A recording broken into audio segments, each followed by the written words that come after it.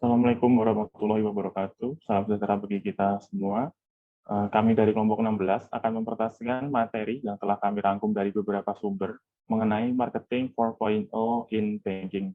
Kelompok 16 sendiri terdiri dari 5 anggota. Yang pertama ada Mas Beta Agis Saputra, ada Mbak Dian Novitasari, Mbak Siti Afia, saya sendiri Widi Bayu Aji, dan yang terakhir ada Mas Andi Nugraha.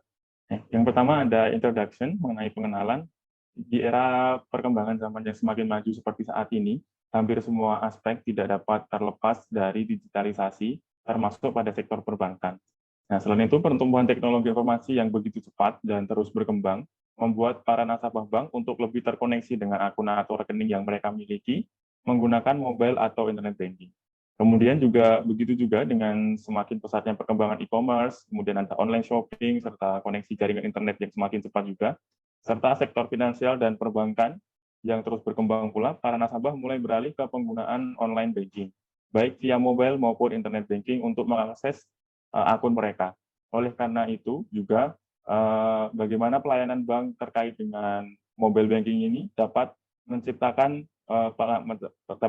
pelanggan menjadi lebih loyal kepada perbankan tersebut. Kemudian yang ketiga kaitannya dengan marketing. Perbankan tentunya harus dapat mengikuti perkembangan. Situasi seperti ini memiliki efek yang dapat ditafsirkan sebagai word of mouth, continuous intention, dan customer satisfaction. Marketing 4.0 sangatlah berfokus pada hal ini selain pada perubahan menuju era digital. Untuk lebih jelasnya mengenai presentasi selanjutnya akan disampaikan oleh Mas Andi. Silakan untuk Mas Andi. Baik, terima kasih Mas Widi atas kesempatannya. Di dalam marketing 4.0 terdapat 5 pendekatan yang sering disebut sebagai 5A, yaitu yang pertama, aware, yaitu mengetahui atau calon konsumen mulai mengetahui bahwa ada barang atau jasa yang ditawarkan. Jadi mereka lihat di iklan-iklan. Kemudian appear, yaitu calon konsumen mulai tertarik apakah barang atau jasa yang ditawarkan cocok untuk mereka. Kemudian A yang ketiga yaitu S, yaitu calon konsumen mulai menanyakan kepada teman, komunitas mengenai pengalaman penggunaan barang atau jasa yang ditawarkan. Dan A yang keempat adalah act atau aksi, yaitu calon konsumen yang berubah menjadi konsumen, mulai mempergunakan barang atau jasa yang disediakan. Kemudian A yang terakhir yaitu advocate, yaitu konsumen yang sudah merasakan produk atau barang jasa yang dipergunakan, mulai membagikan pengalamannya mengenai barang atau jasa yang digunakan. Di dalam konteks banking 4.0, di mana sasarannya pada saat ini adalah para kaum milenial, pada tahapan aware, generasi milenial mengetahui bahwa karakteristik banking 4.0 adalah jasa perbankan itu adalah real time, terbuka, dan omni-digital. Kemudian, karakteristik perbankan 4.0 yang menanamkan pengalaman konseptual, contactless, dan branchless akan menarik generasi milenial yang memiliki karakteristik tidak sabaran, fleksibel, terbuka terhadap perubahan, keinginan yang kuat terhadap petualangan, dan jaringan yang ada. Pada tahapan inilah yang disebut sebagai appeal. Kemudian pada tahapan S, generasi milenial ini akan mulai mencari kepercayaan terhadap perbankan 4.0 seperti citra perbankan itu, perlindungan yang diberikan, keamanan yang dirasakan, kredibilitas dari merek yang digunakan, kualitas informasi yang didapatkan, dan perlindungan privasi yang diberikan. Informasi-informasi ini bisa mereka dapatkan dengan sangat mudah. Mereka bisa mencarinya melalui peramban Google atau mencari di jaringan sosial seperti Twitter, Instagram, Facebook, maupun kanal-kanal lainnya. Oleh karena itu, untuk menunjang marketingnya, pihak perbankan banyak memanfaatkan media-media tersebut untuk menjangkau konsumen dan calon konsumennya. Pada tahapan X, generasi milenial mulai mempergunakan perbankan 4.0. Bahkan berdasarkan penelitian yang dilakukan oleh MDI Ventures dan Mandiri Sekuritas pada tahun 2017, penetrasi transaksi keuangan yang berbasis smartphone telah melampaui transaksi bank konvensional di tahun 2017. Berdasarkan pengalaman-pengalaman yang mereka alami selama mempergunakan barang atau jasa melalui perbankan 4.0, hal ini dapat memicu perilaku word of mouth dari para konsumen yang sudah menggunakannya. Kepuasan nasabah dan continuous intention dari nasabah milenial banyak mereka tuangkan di dalam jejaring sosial yang ada. Tahapan inilah yang disebut sebagai tahapan advokasi. Pada marketing 4.0 yang mempertimbangkan seluruh pengalaman konsumen, perbankan 4.0 harus memberikan pengalaman customer care yang baik.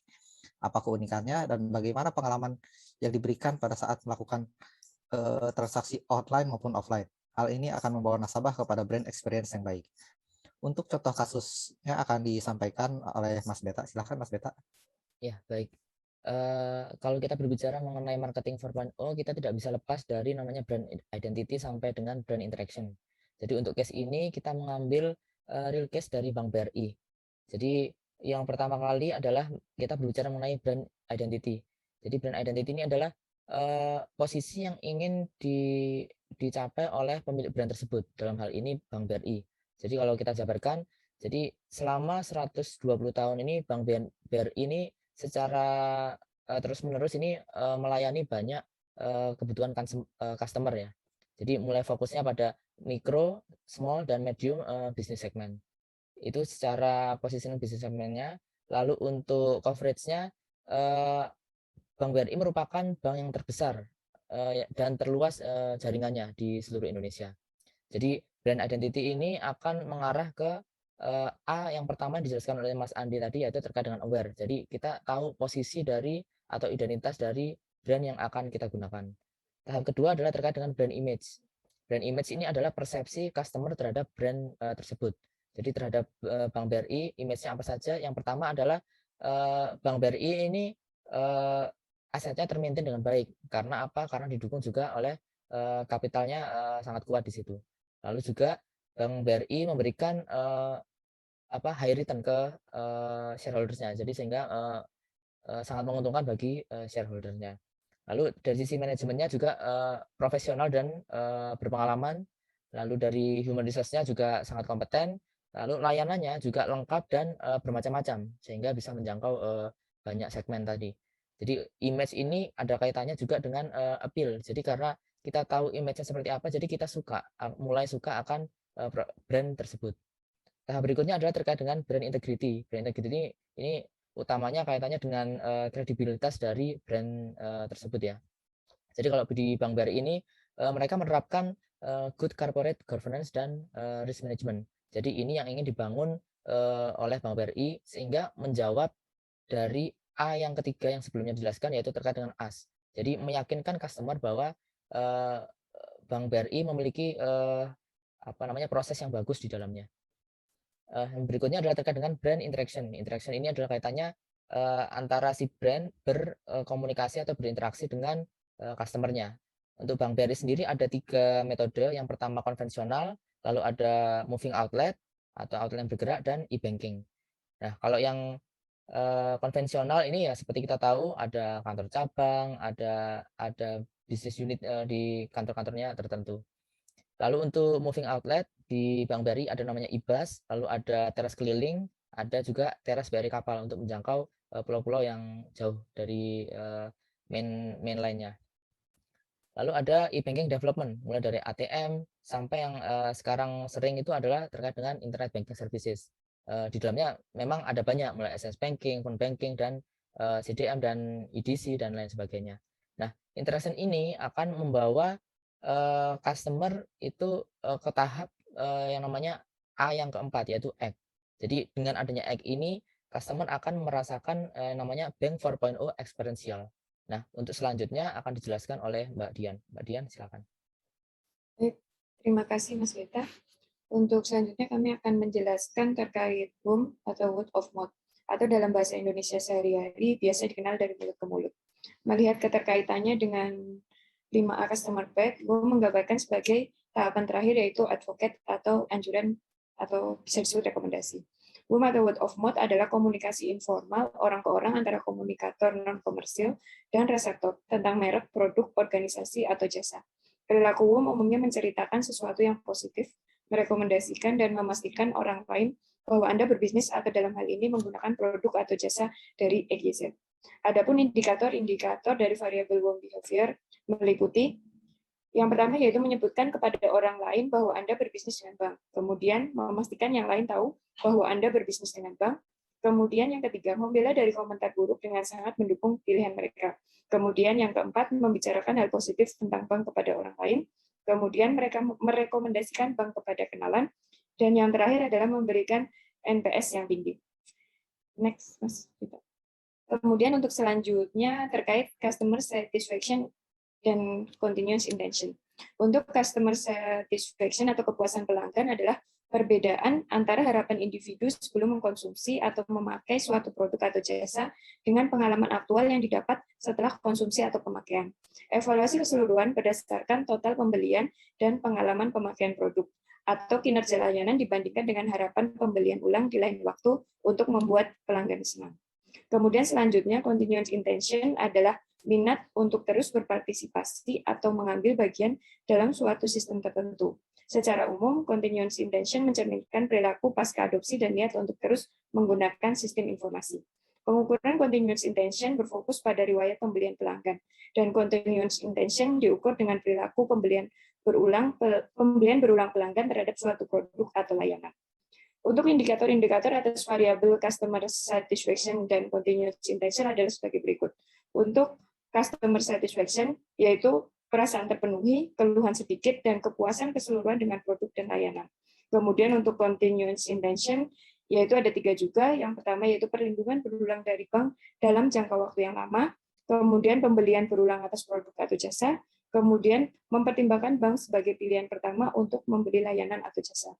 Adapun contoh konkret dengan mengambil contoh bank yang diambil yaitu Bank BRI, di sini ditampilkan dalam slide bahwa Bank BRI selalu berusaha menjaga kepuasan nasabah karena hal itu merupakan bagian dari pelayanan BRI yang disebut dengan cakram, yaitu cepat, akurat, ramah, aman, dan nyaman. BRI sendiri secara berkala juga mengadakan survei untuk memastikan tingkat kepuasan nasabah dan melakukan evaluasi untuk peningkatan kualitas layanan nasabah. Sebagai di mana dilihat dalam gambar bahwa nilai indeks kepuasan pelanggan untuk tahun 2016 yaitu sebesar 90,8% dan 2017 sebesar 94,1% atau mengalami kenaikan. Atas aksi tersebut memberikan implikasi bahwa peningkatan transaksi e-pay meningkat sebesar 109%. Sekian, selanjutnya akan dijelaskan oleh Mbak Alfi. Saya akan menjelaskan bahwa adanya keterkaitan antara Bank 4.0 experiential, warm behavior, customer satisfaction, dan continuous attention seperti yang terdapat pada gambar di atas. Di mana penjelasan yang pertama, kualitas pengalaman dari penggunaan layanan Bank 4.0 memiliki pengaruh terhadap perilaku word of mouth atau warm behavior. Kemudian yang kedua, pengalaman dalam menggunakan Bank 4.0 juga memberikan pengaruh terhadap kepuasan pelanggan.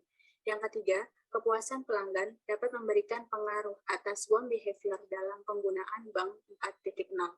Kemudian yang keempat, customer satisfaction atau kepuasan pelanggan memberikan dampak positif atas warm behavior.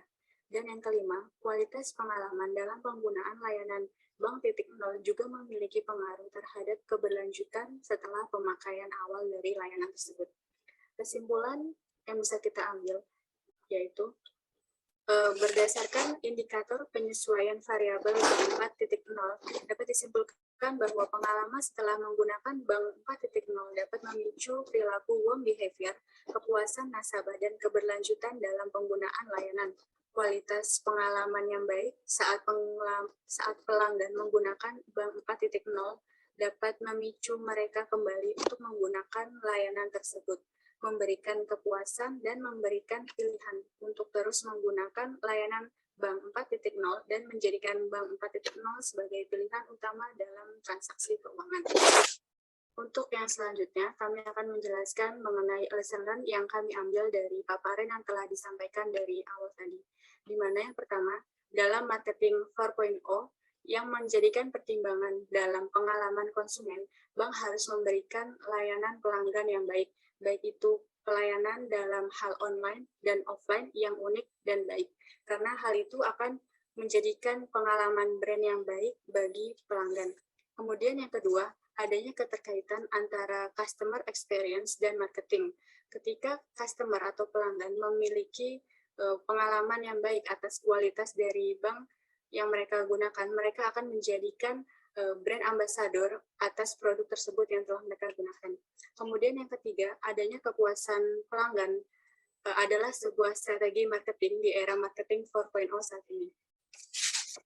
Untuk suggestion yang kami sarankan yang pertama yaitu kemajuan teknologi informasi di era 4.0 atau era marketing saat ini telah mendorong perbankan untuk meningkatkan pelayanannya, salah satunya dengan memperkuat layanan perbankan secara elektronik. Sekian paparan yang bisa kami sampaikan. Kurang lebihnya mohon maaf. Wassalamualaikum warahmatullahi wabarakatuh.